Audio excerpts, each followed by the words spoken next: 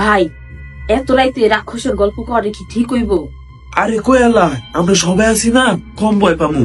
তাইলে তো রাক্ষসের গল্পটা শুনাই। হ্যাঁ, ওই রাক্ষসটার চেহারা অনেক খারাপ ছিল, কিন্তু ওই চাইতো কি যে ওর চেহারা যদি সুন্দর থাকুক, কিন্তু হয়তো রাক্ষস ওর চেহারা তো সুন্দর অসম্ভব নাই। এই কারণে যখনই কোনো সুন্দর চেহারার পোয়া দেখতো তখনই ওই খামচি দিয়া থুয়া যেত গা। আল্লাহ, তাইলে কি ভয়ানক রাক্ষস ছিল তাই না? ভালো হইছে ওই এখন আর নাইগা। ওই রাক্ষস এখনো আছে।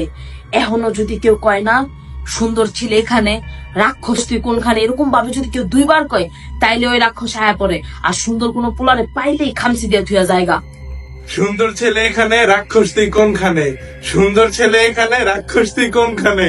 ভাই তুই রাক্ষস ডাকলি কে? রাক্ষস তো এখন আমার বুয়ে খামচি দিব। আমি তো চাই তোর মুখে খামসি মারুক, কারণ তুই তোর চেহারা অনেক অহংকার করস। ভাই তুই কেন রাক্ষস ডাকতে গেলি? আপু, তোর সুন্দর বাইরের লেগে অনেক কষ্ট লাগতেছে না রে? কষ্ট আমার সুন্দর বাইটার লেগা লাগতেছে না রে, কষ্ট আমার তোর লেগা লাগতেছে। তুই পুরো গল্পটা আমার শেষ করতে দিতি। ওই রাক্ষস তো সুন্দর পোলা করে শুধু খামচি দেয়, কিন্তু কালো পোলা তো ঘাড় মটকায় দেয়।